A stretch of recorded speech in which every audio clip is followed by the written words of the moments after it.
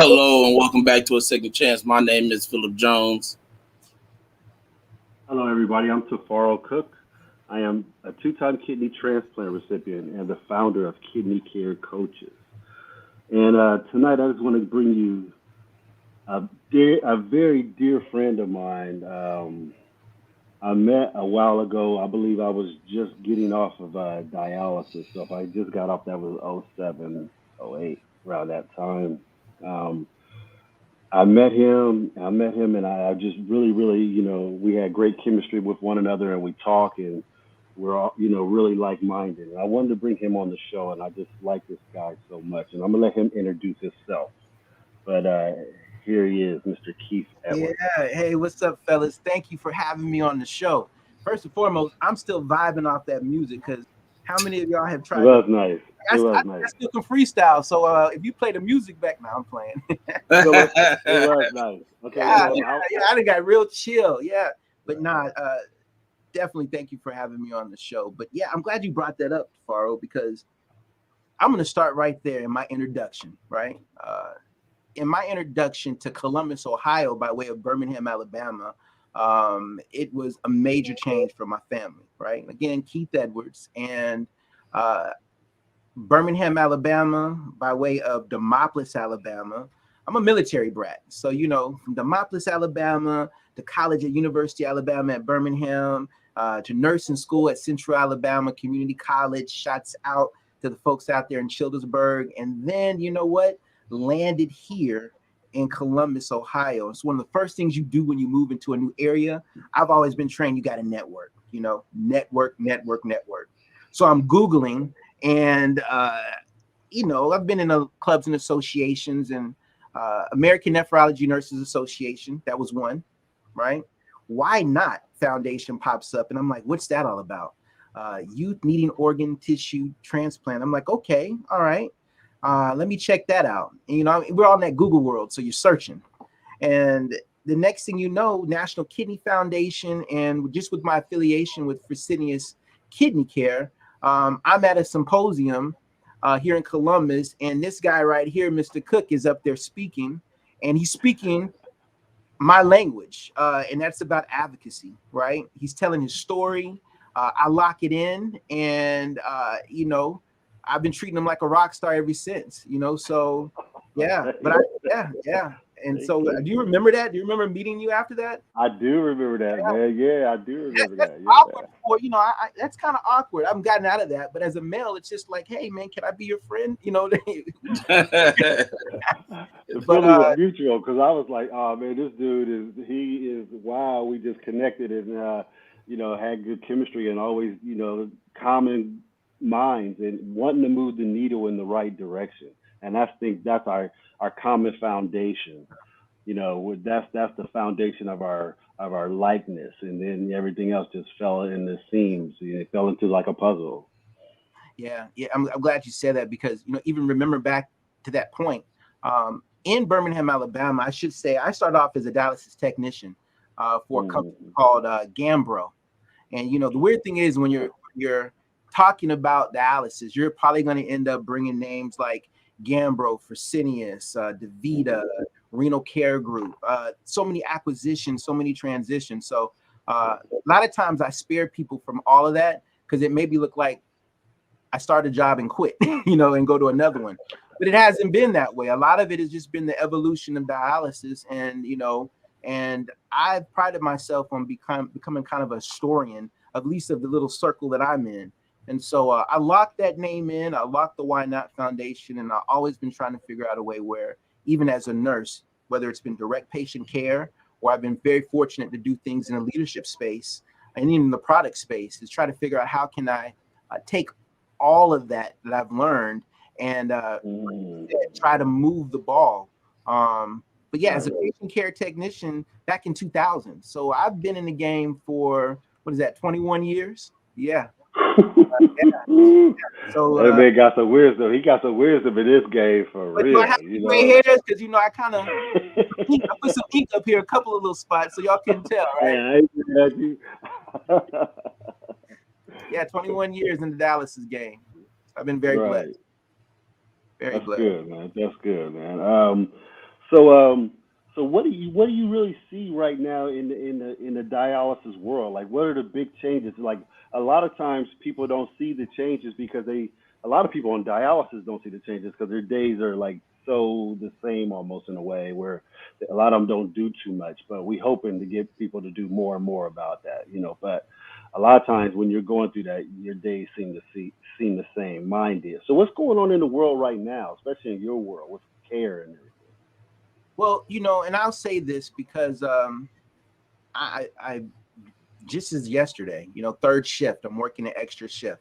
It's getting kind of hectic out of here. It's been hectic for a while. Pandemic kind of exposed some things. And so, there's a lot of nurses, technicians, and staff that they're truly our heroes. They're out there, they're grinding.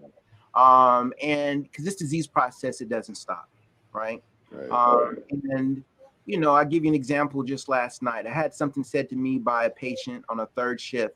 And as I'm talking to him, he's doing his work on his laptop. And for those that don't know, third shift, he's on the machine, I want to say about 4.5 hours. And again, I get there about 5 o'clock because I'm relieving a nurse. It's been there all day. And I'm there just until he ends. And there's some other patients there too. But he said something to me that kind of refueled me in this game. And he said, you know what, Keith, you have a lot of passion. And it was humbling, right?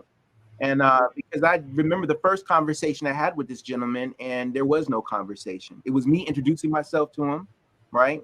It was him, me, advocating for home dialysis, like I always do, and him telling me his story. And just every time I had the opportunity to actually dialyze him, just taking a piece or a component of his current dialysis in the in-center setting and trying to just educate him about it. And so that connection we had yesterday, and with him telling me that, what, he can see the passion, that's all I try to convey, because when you've been like I am to be in so many different modalities and be a part of so many different projects, you get back with the direct patient and you find out that, what, you have to advocate. So him picking up on that, that was a good feeling last night. That's good, man. Let me ask you this though. When I did peritoneal, just like Philip, we did it at home and everything. But why are you advocating more home dialysis now? I mean, what's your thoughts on that? See, back in 2000, Gambrel Healthcare, Birmingham, Alabama, big clinic, right? I'm working as a technician. Like most, my dialysis was kind of defined to me by what I was seeing in real time, right? Okay. And what I was seeing then was a lot of thigh grafts, a lot of just high volume clinic. Let's say that, right? In an environment that, just to be honest, what's the polite word? A very impoverished environment. Education was not the number one principle. Matter of fact, looking back on it, I wonder if they even should have hired me. I knew nothing about dialysis. Didn't even know where the kidneys were located, but I needed a job. So you learned. Yeah, because to be honest with you, I was working for an eye doctor, rest in peace, Dr. Cheatham, and one of her patients came in that day and was looking very tired. And she had said that is because she was told that she had to do mandatory overtime. And I was like, man, I wish I could do some overtime. So she told me about this dialysis, and she made a referral, and that got me in.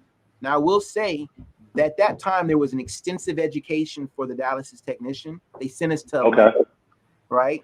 We broke. So what's the difference now? What's the difference now, from back in the day to now? So when you look at that now, then it was me as a worker, as a technician, going to this training center where it was completely dedicated. Whereas now, the transition, with technology, a lot of things are done virtually, right? A lot of that training is done virtually. You still have the preceptor concept, but I think there was some definitely advantages to having it being separate. And definitely there's advantages when you are hiring from a pool, let's say, of someone that has some medical knowledge, right? You can build off of that. And these are my personal opinions, but you can build off of that.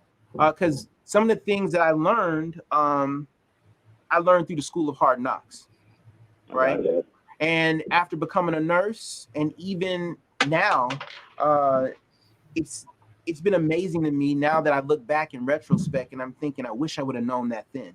And some of those things are just the principles of dialysis. And, I would say it's not the companies not having the training, but really us as workers really understanding that these are the core principles of dialysis, and we have to know them before we start taking care of these patients.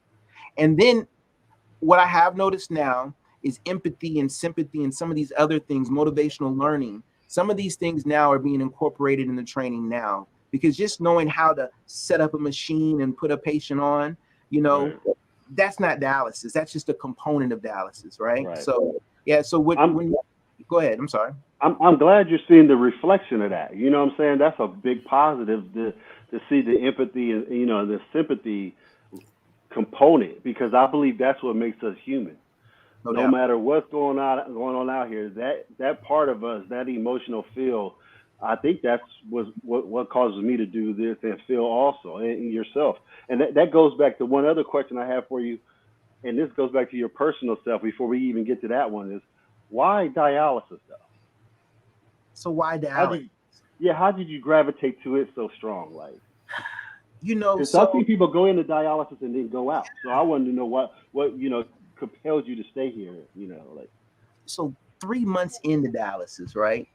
Mm-hmm. And again, I was working for a private doctor. That doctor was paying us once a month. And I'm being completely honest, right? So I was already hungry to work. I love to work, right? And so now I had this job that at that particular time, they was going to work me to death. And then the flip side is, after 3 months, I had the ability to work with an agency, which was allowing me to work for other dialysis providers. So I was working for Gambro and Renal Care Group at the same time. So what I always think was so unique for me is be able to, dialysis wasn't always defined by that singular clinic. I got to see the different perspectives immediately starting off, right? So even if my conditions were not favorable, it was a chance to know, okay, this is not all of dialysis. This is just the dialysis that's occurring in this particular environment. Gotcha. And so added to that was just some, I'm a military brat, and some of the core things that I learned is just to be involved. Remember Key Club in high school? I'm like, I've been involved in a lot of things. So I've always wanted to be attached to everything that was linked to the career. And so that's so down in Birmingham, Alabama, the social workers were very instrumental in doing something called the kidney camp, right? Okay. Me and Eddie used to go to kidney camps.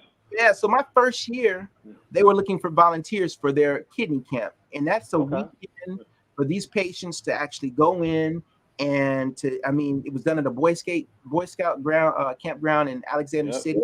And myself and a few others were volunteers, and I did it like 3 years in a row. And I'm telling you, that changed it, because you're seeing your patients when you're dialyzing them, and there's nothing like that bond in that relationship. But to see them outside of that element, right, and to see them talk amongst each other, that was empowering right there, right? That camp, that was a big difference. And then there's another thing that made me want to stay. Aubrey Edwards, right? So rest in peace, Aubrey Edwards. He was one of my patients, and I never forget, I was asked to be his caregiver. And it was something I was doing while I was going to nursing school, where I actually was sitting with Mr. Edwards and got the chance to meet him and his family. And that was like one of the first times I got to see a patient and be with them after their dialysis, right? Picture this, Philip. Picture somebody working in the dialysis center as a technician, and then picture the fact that on that Friday night, that particular patient has a infiltration, right? So it's Friday night, and you're sitting with that patient in their home. Mr. Edwards had a very rare form of cancer. His wife wanted me or someone just to sit for peace of mind, right? So I'm sitting there Friday night at the house with Mr. Edwards. We're watching the TV, and I look at his arm, and I notice he has this infiltration. And I got infuriated because of the fact I knew that infiltration was a direct, infiltrations happen. I've heard you discuss them in some of your other. I've had several. Yeah. I've had several. This infiltration really bothered me because Mr. Edwards had one of the easiest fistulas to cannulate And maybe that fistula being so easy to cannulate was one of the reasons why, and I'm going to use this term, he was the one that all the new staff, right, would learn on.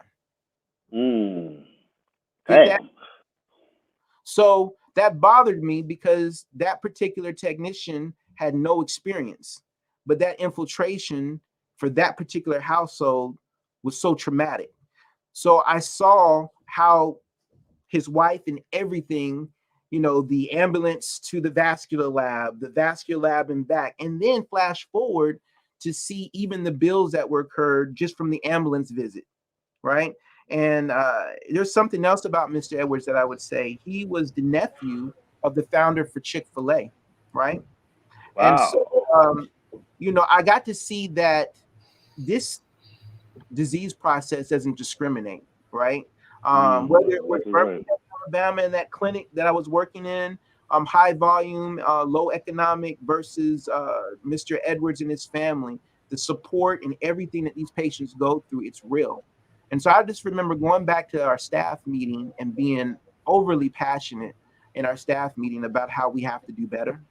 And then when I realized that, and I remember somebody saying in that staff meeting, Keith, you only care because you take care of him at night.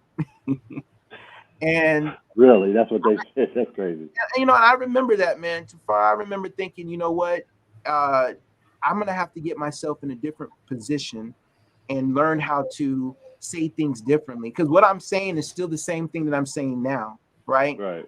But at that particular time, like I said, it's little moments like that have, you know, kind of shaped who I am now. So yeah, that's a good question. Right. So you know, we're going back to home dialysis.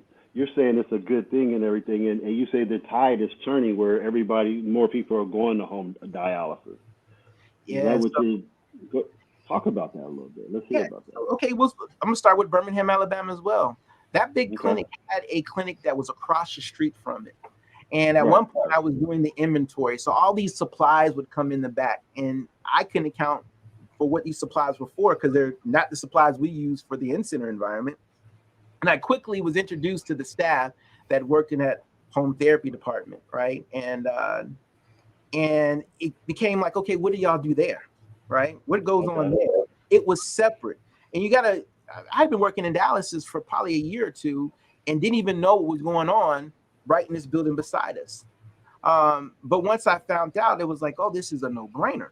However, you're talking about 2000, 2001, right? I didn't know what the barriers were or why that wasn't a talking point for all the patients that could have been candidates. But to me, it just seemed like for those that could do it, right, that should be something that should be explored.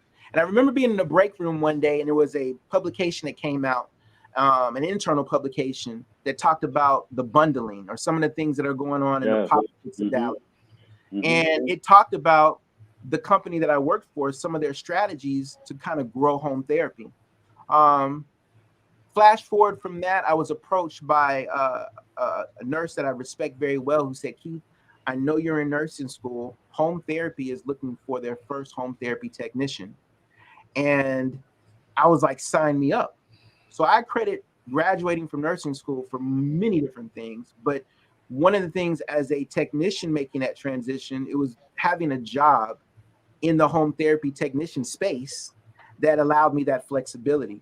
And even then as a tech and later as a nurse, there's faces to the reason why I say that, right? I see the faces, you know, and the thing that I know that I'll say even now, Dr. Spetty at OSU said it to me. He said, Keith, it's not that it's a better modality. It's a modality. It has its pros, right? But Pharaoh, I really preach more now that it may not be for everybody, but every dialysis patient should know about it, because for those that are not candidates now, situations change. And I really recognize the fact that patients that are dialyzing, they are the advocates, right? They're the ones that are dialyzing. And if somebody finds out they have to go through that, they look, I've had members of the church say, hey, Miss So-and-so's on dialysis. So if Miss So-and-so knows about it, right?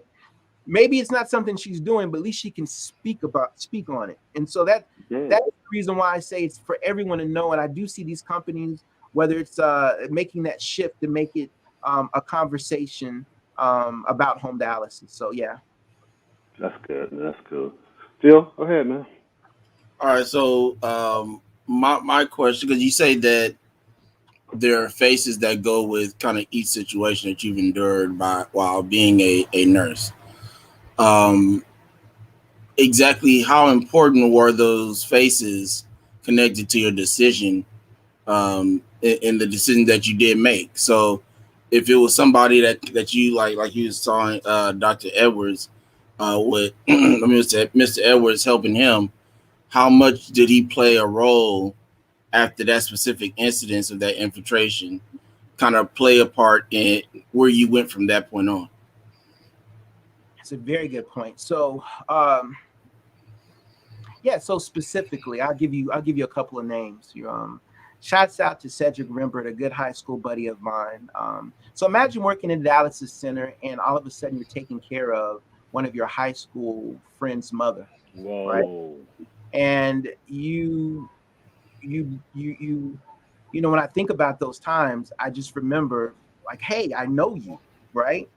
And I remember the way she dialyzed, her beautiful spirit, and just the things that I would try to do above and beyond because, I know her. I remember you, right?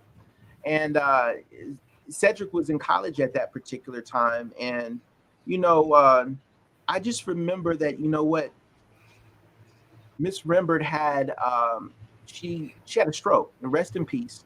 But I just remember someone has to be the voice for those that that are not able to speak, right? And I just remember Miss Rembert was one in which I definitely spoke a lot about what I felt like, was now patient care, just the right thing to do. Flash forward, you brought up Mr. Edwards, and there's one thing about Mr. Edwards and even his wife and family. They did so much in the advocacy of just, there were things that they did as far as the donations to the unit. There was so much stuff, and have you ever felt like this, where you just feel like, man, there's more that I can be doing, right? That's how I feel when I watch your podcast. That's how I feel like when I see the Why Not or, Kidney Care Coaches. It's like, you know what? I could be doing more. And that's the feeling that I had even back then, that there's got to be more that I can be doing. And so it's always been a pursuit for that. Because as far as the job is concerned, that part, that wasn't the issue. That we could do that. We could put patients on, we could take patients off, but there's got to be more that we could be doing off the clock, right? And even while we're on the clock. So I've been very blessed to get more education to help me with that, and also to be able to link up with some, the advocates that y'all are to be able to help in that space as well. No, I really appreciate that, man. Thank you very much. So I'm not sure if you saw this when Mr. Drake stopped in and said hello. We appreciate you. Eddie, I'm glad you're feeling so much better.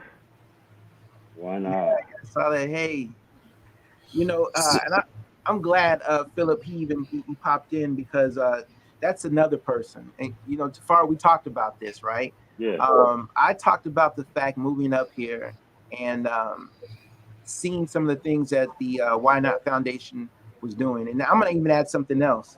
I'm affiliated with the Nationwide Children's Dialysis Center as well. And Dr. Bignaw, you? Yeah.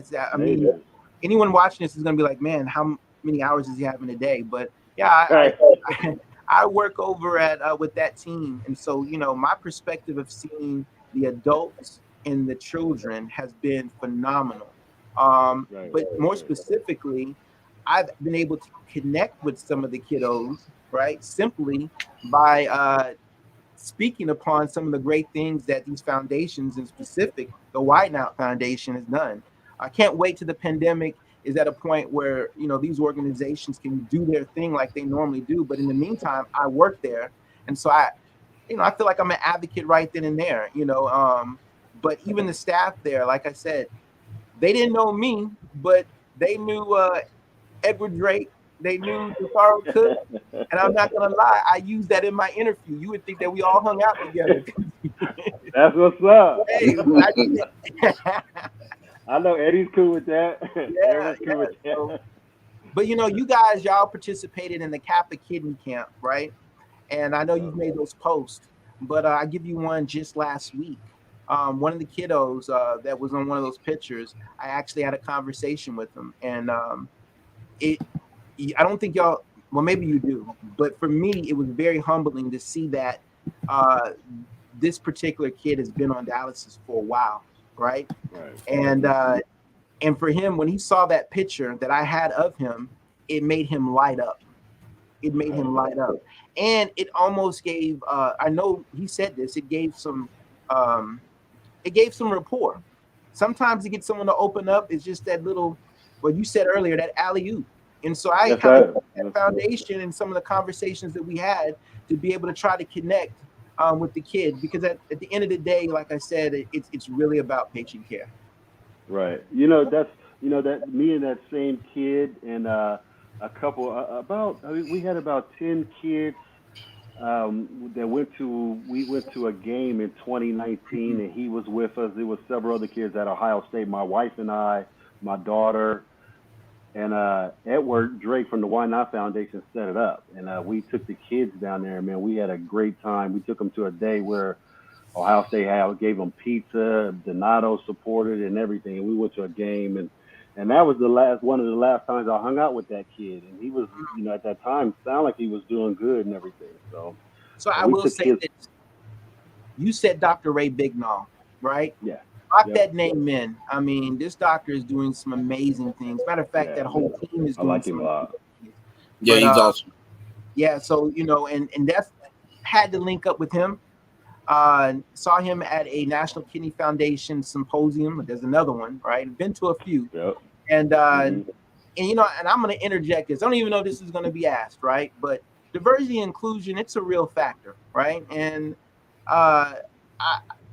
I'm unapologetic about the fact that as a Black man and as a Black nurse, right, that in these particular spaces that I've been blessed to be in, there's a role model, there's a responsibility, right? And, I've seen him in they have it's Casey, Kidney Health Advocacy Community Engagement. Apologize if I got that wrong. They're working on House Bill 188.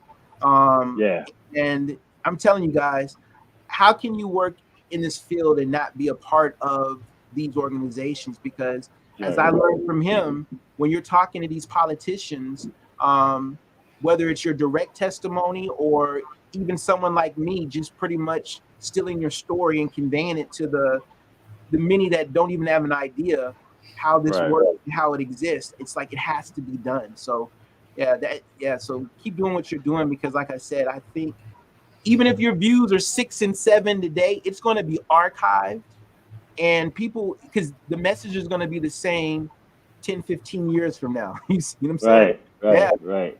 And I believe that message is, come from the heart, be that human, and let's touch the human side of this, the emotional side, and try to move the needle and come from that side, but also give good knowledge. That's where I'm coming from.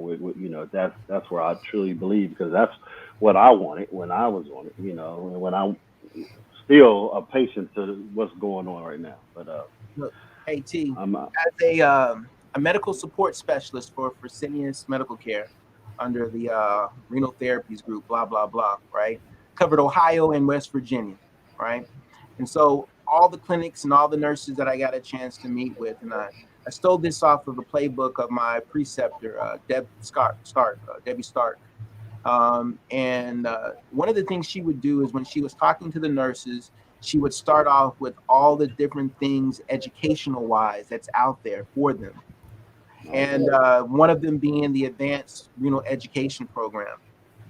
Now, that position, part of being a medical support specialist, it was mandated. I don't know. Can y'all hear me still? Yeah, we hear you well. It was mandated that we stay involved in in the different spaces of those conferences that we go to. We had to be up on our stuff. We were under the umbrella of the Medical Information and Communication Office. And for me, it was like, okay, wow. You as a patient may have seen your clinic, right? Mm-hmm. But as a nurse leader, I got to see just how big all of this is. Right. It's remarkable. Right. And so when you see, and it made me think about being a nurse on the floor when I felt like I wasn't supported, but I probably was. I just had to dig a little deeper, right?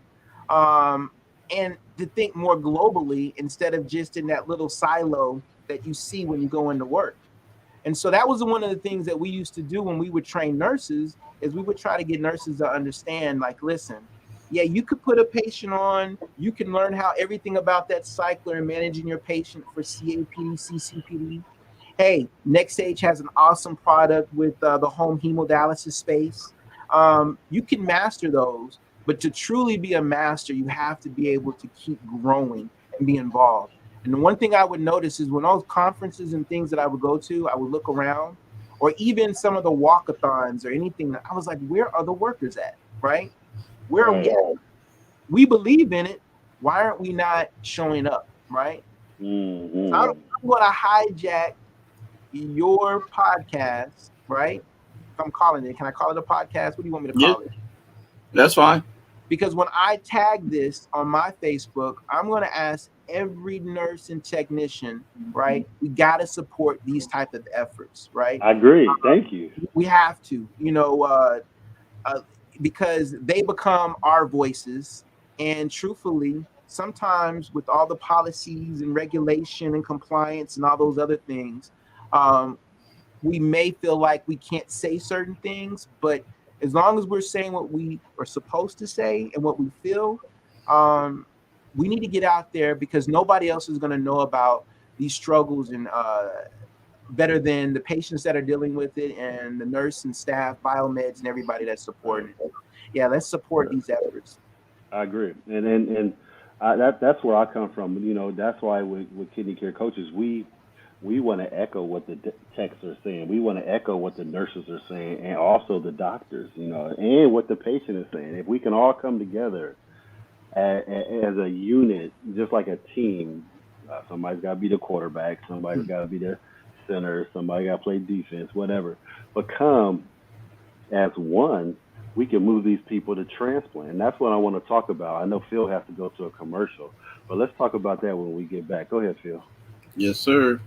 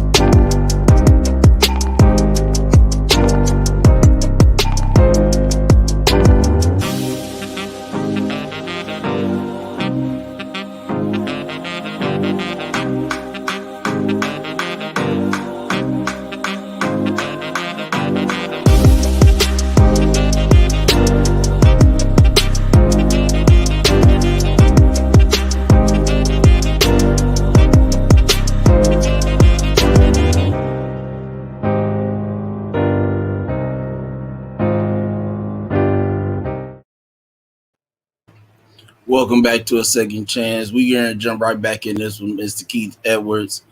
Keith, we appreciate you being here. Mr. Cook, go ahead. I was going to ask you, talking about, transplant and moving kids, moving people in general to transplant. How do we make that transition? Sometimes we hear the drawback from patients, and sometimes the drawback can be them not doing certain things, but sometimes it could be their mindset also where they're comfortable with just doing dialysis and don't want to move there. So and there's sometimes with the system could be some drawbacks too with getting on the list and all these other things. People think sometimes the donation process is wonderful, but the things that go into it takes a lot of detail getting a transplant. I had to wait 4 years going through what I went through just to, getting qualified for the John Hopkins incompatible transplant at the time. So let's talk about that. Let's talk about how that transition can happen a little bit more easier. That's a very good topic. I feel like you're baiting me though, Faro. Okay, let's talk about the good and how do we do it. For everybody watching, I'm gonna tell you why I feel like he's baiting me, because we personally know one thing that works, right? And that is patient advocates or the advocacy from someone who's actually been through it. And I say that because there was a time where I was working as a home therapy nurse, and I had two patients that I couldn't connect with. They had given me their reasons for not wanting to go through the process, or let's say it this way: they went through the process and the process of referral or evaluation, and came out of it with a bitter taste, the boot camp of it all. And you know what? There was something I didn't even realize until now.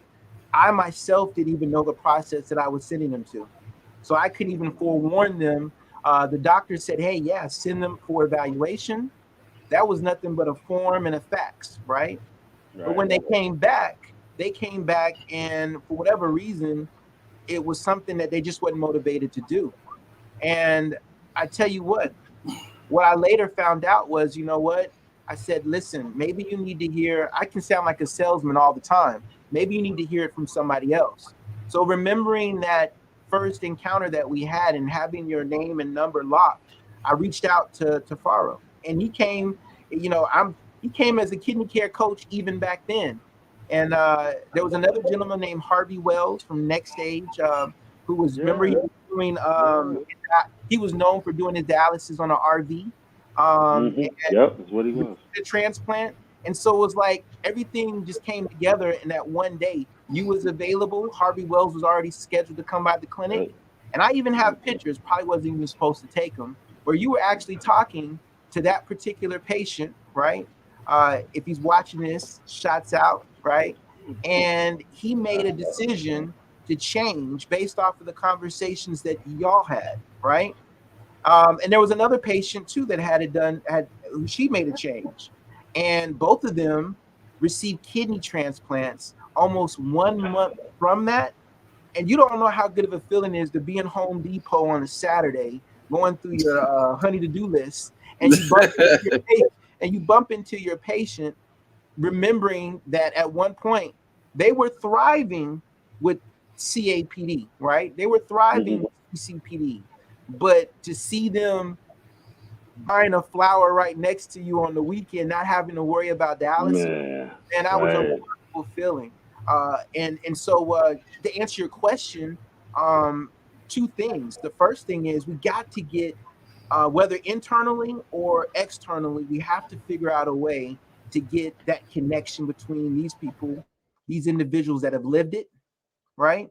That could speak on it, good, bad, and the ugly. Right. We have to get some reform going on within the politics, because that's what you end up learning when you start diving into that space, is Right. that there's a lot of things that are involved in that should be changed. And on the flip side, look, I got my little swag gear right here, right? That's that little, every conference and everything you've ever gone to, you just keep the little Right. notes. Yeah. And I see one right here, the 2017 Kidney and Transplant Symposium.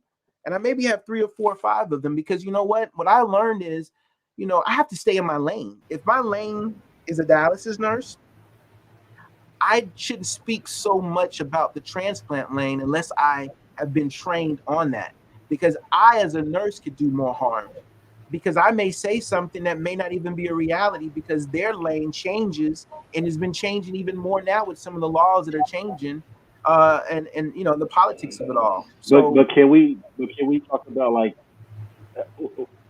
not just transplant alone, but let's talk about the moving to transplant. Like how do you know, and that comes from an advocacy coaching area too. Like if we get more patients on the list, to get them to transplant. Like I'm seeing the drawback to getting on the list, not just the drawback, but the challenges of staying on the list and getting on the list. That's what I'm oh, talking about. okay, yeah, And, yeah, and okay. Phil, Phil can contest. Sorry, he can contest to this. And but how do we get that moving? You feel me? Yeah, I don't know if it's a singular answer, but I definitely understand what you're saying, because you know some of the things that I see. I give you one. Let's look at some of these models that have actually been working.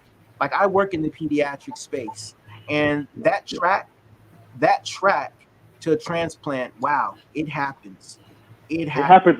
It happens, and we're thankful, that it does happen, and we're really thankful that that does happen. But when you But look we at got it, when you isolate it and you actually look at how it happens and what's involved, it happens because it happens quickly, right? There's a lot of I'm education that's happy. done. And then there's a lot of education. This is from my viewpoint, right? And You're even interviewed, as, so you know. even as a nurse, one of the things that I see specifically is I, as a nurse, I'm part of that care team. I understand what the objective is.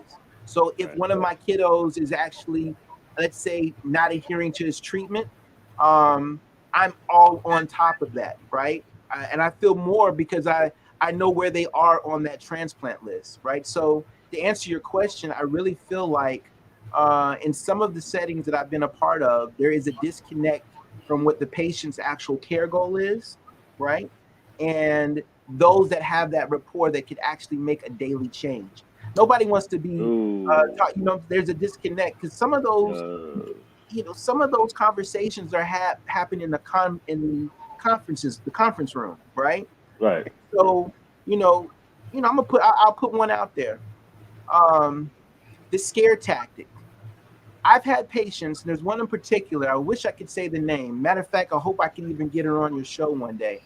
But this particular patient, what I remember is the fact that we had already in our mind uh, had pretty much deemed her as someone that couldn't get a transplant. I mean, she didn't even come to treatment. You see what I'm saying? Wow. Right? Yeah. However, she thrived in home therapy when she made that transition against all odds, right? She had some setbacks that even caused her to be homeless and continued to be on home dialysis. Yeah. Then, through the hard work of some of her nurse team, who I will tag on this, right? There was a lot of things that was involved. Plus, that patient never gave up. The way she lived was the way she lived. The things she went through. I mean, I wouldn't wish them on anybody, but she never gave up. And she even went from PD, ended up going back to the in center, and end up coming back to PD again, and then transitioned to home hemodialysis, where she became a self cannulator, right? And again, I got the phone call because that's what we do as nurses, right? I get a phone call that said, "Yo, so and so got a transplant," and I just felt moved because I was a part of that process, right? Now I'm like, "Yo, if she can do it, that becomes inspirational to the Man, patient." that's so inspirational. I'm inspired. Hey, give me her Yes, information, okay? yeah, Because that's what I'm talking about, and that's my hero. yeah. Okay, And look, and what? see, and Tafara, the thing about it is, nurses that I work with, staff that I work with, we know these stories. We know these stories. What's crazy is people do have these stories and they're hidden and they're gems. Even when I was, when I first started doing dialysis back in the day, there were some old warriors, Oh, okay, that were still grinding. yeah, I mean, I remember a gentleman. I'm just gonna tell this story real quick, 'cause, yeah. but he laid asphalt and was still doing dialysis, running his company, still going to dialysis, putting down, laying asphalt, man. And I was like, how is he doing this? He'd come in, get his treatment, and he'd be back on the road doing his thing. So the perseverance, man, of people that have been unsung heroes that gave me inspiration. When I was sitting there, like, man, this old dude, he looked like he was a halfway step of dead, man, but he was making it happen. I Listen, never forget, man. So these are the stories that are lost, and we can tell them till we're blue in the face. I wish we could get some of these no, stories. look, whatever I could do to help. I That's give you real another story. inspiration. Uh, I'm pretty sure those watching, or even yourself, Lori Hartwell, right? Uh, Mhm. I use, listen, when I say historian, I treat all of y'all. If I saw y'all out and about, I'm probably going to treat you like rock stars, right? I promise you. I'm in Vegas at maybe 2 years ago, or maybe a year ago, at our leadership conference. She walks down the hall, I immediately know who she is. Probably catches her off guard, right? And right before she's getting ready to go in and speak to the multitude of people in the sales space, I'd been following her and already I wanted her to know that the Renal Support Network was a network that I used to actually print off and hand it to my patients at their monthly checkups because Nice. and you know, but I identified, and I want y'all to understand this from my perspective, right? Bam, got it, kidney talk, right? So let me tell you, when that publication comes to you, Philip, right? That's because you've actually what registered or did whatever you need to do. Email. It's very organized. It's just like what kidney care coaches is. I mean, it's organized. Y'all put a lot of effort into this, right? And here again, I kept seeing that publication in the break room of the dialysis centers that I'm working at. It does no good sitting there on the conference or the in the break room or on a conference table. It needs to go directly to the patient. So to go back to some of the things Right. you said earlier, the thing is, and we talked about this, Tafaro, is that you know what? The bridge to getting some of these excellent resources directly into the patient's hands, it needs a little help. It needs nurses, Right. techs, and all of those to understand just the true value of them. We can't put it all on the social workers. These social Right. workers are Yes, overwhelmed, right? they And they are. need help. And so, whether it's the kidney camp that the social workers were doing down in Birmingham, or um, again, I know when Lori Hartwell told that story, I leaned back in my chair at that conference like I already know her story. But I saw, but I leaned back as she told her story to the multitude. I looked back and I saw how it was affecting everybody around her. Like it was the first time for most of them to hearing it, right? Right. And for me, I remember her story being talked at the campground of the kidney camp down in Alabama, right? So to answer your question, it's efforts like this and the efforts that you know all of your organizations are doing that's going to help spread the word. I know I talk a lot, but I'm gonna name drop somebody else too. I'm in Boston and I'm getting ready to walk back to my hotel room. It's another I just national. want to say something real quick. Hey, Yeah, so Keith and I, off record, we have the greatest conversations. I just want to say that yeah, yeah, we be like, all right, man, we gotta get off the phone. Our wives yeah, gonna get right. mad. Yeah, that common denominator, and you know And what? the only reason I'm not talking a lot is because I'm interviewing, so I'll keep it real. So I'm not even really saying it. I'm just letting you tell your Oh, I'm case. sorry, man. I'm sorry. But no, no, Hey, no, great. We love it. yeah, We love it. But go ahead back to Boston. I just wanted to yeah, put that in. yeah, Go yeah. ahead. Go ahead. I'm in Boston, and it was the symposium, and you know, very fortunate to go within the team that I worked on, and signed up for everything. You know, I wanted this. They had all kinds of people there from the artificial kidney space, bunch of Nice. abstracts that were being done. Two things, and the second one I'll get back to later. But the first thing, I'm walking back to my hotel room, and I hear this name, and I hear somebody ask this guy, "What's your name again?" And he says, "My name is Dwellin," right? And I hear Brother, Dwellin, yeah. and I look back, and I'm like, Dwellin, I know of that name. As a patient care technician traveling to Poughkeepsie, New York, I worked with a gentleman named Dwellin, right? And Right. even during your break, I saw how Dwellin and Kidney Trails, right? Mhm. Listen, Dwellin even back then had that passion that he's now transitioned to something that really helps patients, right? And so I reconnected with them, had these long-winded conversations like I do UT, right? And I mean, what I'm trying to tell you is, listen, the networking has to exist off the clock. And then the second thing I wanted to go back to at that conference is that there are a lot of people that are trying to at least see what they can do within our space. But with the politics, I now realize how challenging is it for them to get through the big companies' doors, right?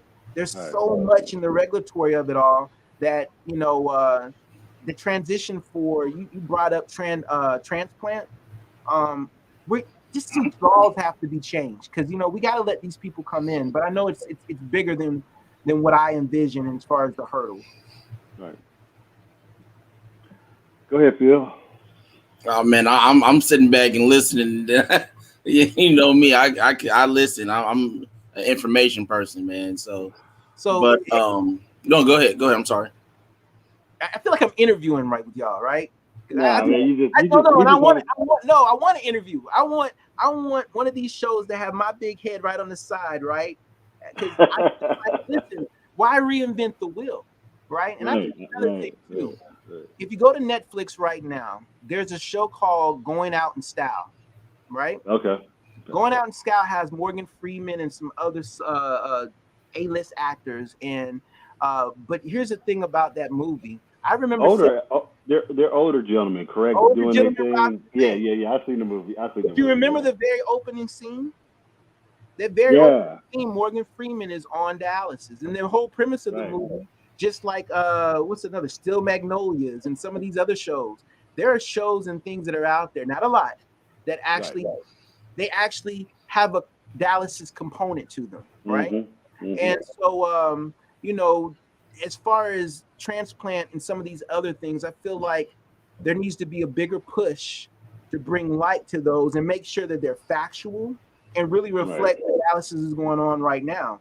Because when you watch that, at the very end, Morgan Freeman gets a transplant, right? That's it. Yeah, I'm sorry, spoiler alert. I've seen it, so it ain't spoiling me. But Philip, when the you people watch who haven't seen it, so I'm sorry, but Philip, the thing when I watched it, because I'm a dialysis nurse, right? I'm thinking, man, what if Morgan Freeman had more of a conversation about what was really going on? Black men, we have a problem with that, right? yes. He lived with somebody. What if Keith came and trained that person to be a home dialysis support for him, right? And then would they still rob the bank? Probably so. But at the end of the day, right, that would have been a modality option for them because the reality is transplant doesn't work like that. But that image is probably going to be thought about when somebody watches it and has to go through it. And then they find out that it is a process, right? It's not the beginning of the movie, you're on dialysis, and at the end of the movie, you robbed the bank and what? You got a transplant. And then what happens after that, I'm definitely know that y'all can testify to it's still it's still everything that I've been hearing from patients. It's still something that my patients have to live with, as far as the medications. See, I digress on that. That's not my lane, but y'all do a very good job of talking about that. And I'm listening, and I know others are listening too. Hey man, I'll tell you right now, we're gonna have to get off this because we're going into an hour. But I it was told great. you that. Hey, but we're gonna have to have you on here again, and we're gonna talk about some of the stuff that you and I talk about and how we can move the needle in every way. But I'm gonna get this to Phil right now. Phil, go ahead, do your thing, baby boy. Yes, sir. So I do have some small questions for you. Number one, what are things that you're looking forward to accomplishing in the next 5 to 10 years? Good question. Master's degree, right? I got to keep learning more. I've got the opportunity. A lot of these dialysis companies, registered nurse. If you have an associate's, go and get your bachelor's. If you have your bachelor's, get your master's. Hey, don't slip on the nurse practitionership in the dialysis space. You might not see it, but that's coming, right? These nephrologists can only do so much. For me, it's coming because, like you said, there's more of the patients seeing them now, opposed to the doctors. So. And if you ever got a nurse practitioner that has a dialysis background, wow, that's a game changer. right? Right. And then for me, I don't want to reinvent the wheel. I've got folders that I used to take little ideas and write and jot down, right? I don't have to. I don't have to create StreamYard. I just need to be more connected, be more readily available for when people are out here that are grinding. I tell you another thing. I am. Shouts out to Felicia who moved to California, but she Oh kept yeah, my girl. yeah, she kept the American Nephrology Nurses Association, the Buckeye chapter. She kept it together. Dr. Lambert. That's Dr. Lambert. That's not Dr. Felicia no Lambert, more. Dr. That's Lambert. Dr. Lambert. Respect on her name, right? And Right, so okay. That's Dr. I've Lambert. I've been asked to be the president of that association, and I'm like, let's get it. So I'm using this platform to announce, hey, nurses, look out. Because here's one thing you need to know about that organization. It actually can help grow other associations like the Nephrology Association of Nephrology Technicians, if I'm saying that right? NAN. Right. Been around for a while, right? Now the bigger companies are like, hey, they understand the value and they have it on their corporate websites. In the pediatric space, we got to listen. You would be amazed if you don't know what they're doing in the pediatric space. Every adult should dialyze like a ped, right? I'm Right. going to keep it like that. Maybe that'll be a separate show. But for the most part, those are the things that are on my, and you know what? God-fearing and take care of my family, learning that work-life balance, because I've talked about all these different companies and all that. But truthfully, you know what? Being healthy myself and having a healthy, that's important. Philip, you wouldn't want anybody in front of you trying to encourage you to do something and they're not even healthy themselves because they work 500,000 hours. You know what I'm saying? And I think in Dallas, unfortunately, there's more of that than anything else. So, right. Yeah, we do see that. If we started with a culture of everybody being healthy from top to bottom, I think it'll spread like that. It'll spread just like that. As I hold in my gut, hold on, I caught my gut sitting there. Yeah, man, this has been fun, fellas. I really appreciate it. Yeah, we appreciate you coming on, man, and definitely would love to come, bring you back on, especially talk about the peds side. I'm a peds patient myself. I was diagnosed with CKD at 4 years old after having strep throat. So I've been, fighting this battle for 28 years. So that is something that's very interesting to me, is to learn about that side and be able to help those kids. Because, like I've expressed to Mr. Cook on a number of occasions, the help that's out now for kids wasn't always there. And I was one of those kids that had to deal with that because, you see a lot of people that's like my age or older that was like, I didn't know anybody my age with kidney disease or kidney failure or whatever. And so it's an issue because we have nobody to talk to.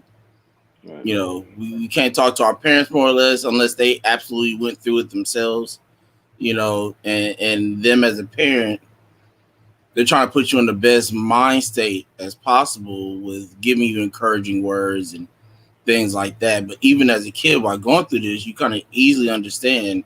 You couldn't possibly understand what I'm going through right now because you've never lived that life. So I would definitely love to have that conversation with you on that. My last question for you. Oh, go ahead. I'm sorry. Oh, go ahead. I'm sorry. Go ahead. No. My last question, literally my last question. So go ahead and say what you got to say. No, I was just saying, on the clock, off the clock, definitely, man. Anything that I can do or link you out. What I realized down in this space that I am is not trying to answer every question, but if you know somebody that can help somebody out, link them up. So yeah, and I'm willing to tell you that I know some of your story because I've heard and I've been logging in, and yeah, you have a definitely unique story. Now I'm following you, right? Now I know about your hospital stay. Now I feel vested. I want to know. So I'm praying for all of y'all, man, because like at the end of the day, like I said, you're not alone in this process. You see what I'm saying? I've even used this platform, right, to inspire a kid who was dialyzing, who doesn't know what he wants to do, but he likes TikTok, Facebook, and all this stuff. And I said, yeah, I know of someone. And so, like I said, you never know who's watching. Right. Yeah. Right. But yeah, next question. Now, T, keep me on point.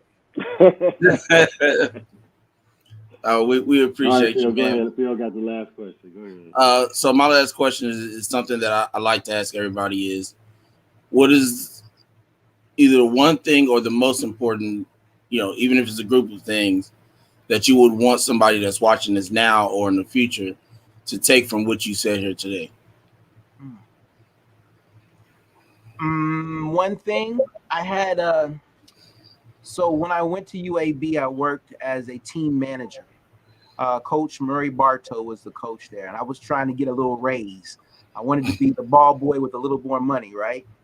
And I went into his office, had everything all put together, and was trying to make my case about how I should get more because all the things I was doing for the basketball team. I told him I was coming in early in the morning, I was leaving late, I had this whole thing, and at the very end of it all, he looked at me and he said, Keith, your situation is not unique. And that hurt me. Right? He said, Keith, your situation is not unique. And now in my 40s, I get it, right? My situation is not unique. These situations that you're talking, they're not unique, right?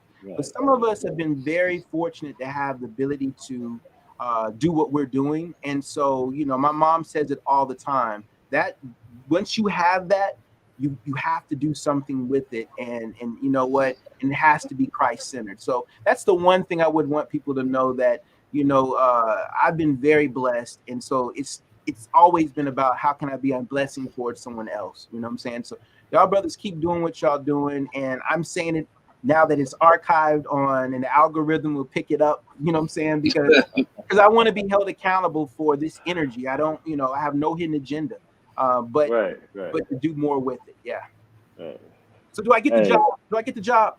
You get it. Oh, you got it. You got it. You had it at the beginning, but we just wanted to hear you talk. It's all good. Hey man, thanks for coming on. We're gonna have you again for sure, man. We really appreciate it. You my boy, me and you be talking this week and talking about this and everything else. But Phil, do your thing, baby. Again, Mr. Edwards, we appreciate you coming on and giving us this informative conversation to not only us, but to the people as well. And like you said, it's going to be the same information for 10, 15 years. So, as long as this algorithm and stuff stays the same and stays on YouTube and Facebook, they'll have this information which you provided. So we definitely appreciate you coming on. I don't know what we got next week, Mr. Cook. What we got going on next week? We still talking? Hey, we got 7 days to figure it out. How about that? Right. We're usually a little ahead on some things, but we both also been dealing with some other life things as well. So we getting back on it. November is planned in December, but these next 2 weeks we're gonna have to figure out. We'll figure it out. Oh, definitely, for sure. November 4th. The Kidney Disease Prevention and You, How to Live Kidney Disease Free Kidney Conference at 3:00 Pacific, 6:00 Eastern Time, right here on YouTube or on Facebook. No, I'm sorry, I apologize. All on YouTube. It'll be on Kidney Care Coaches when that comes up. Second Chance and Hope with Jonathan as well. Shout out to Dr. Trey. And November 18th, the week before Thanksgiving, we'll be bringing back Kelsey Reed to speak about how to shop with kidney disease. And we had Keith, you got to check out Instagram on that one, man. We talked about kidney nutrition and stuff like that. Her and I feel it was a wonderful interview, man. So we're gonna have her back on. I just wanted to chime in with that. Go ahead, Phil. Sorry about that. Oh yeah, no, definitely appreciate that. Yeah, definitely check that on Instagram. It's on Kelsey's Instagram, which is CKD nutrition coach on Instagram. She also has a Facebook page as well. I really don't remember the name of that one. I know it's like CKD Nutrition, something else. I think it's coach as well, but no, CKD Nutrition Community, I believe. So check that out. Her name is Kelsey Reed, great dietitian. We had a great, like Ms. Cook said, great conversation on eating out with kidney disease. Yeah, I'm sorry. That's So- what it was. Eating out on kidney disease. I apologize about that. Oh no, you good. So definitely go back and check that out if you want. Like I said, we have these next few things coming up. December, I believe 8th, we'll be having Tiffany Archibald on. She has not disclosed what her topic is going to be yet, which is also another nutritionist. So a lot of things coming in the works. A lot of very interesting stories and presentations coming your way. So we appreciate you all tuning in in the past, today, and the future. You guys have a great week, and we will see you next week on Sunday. Peace. Hey man, see you.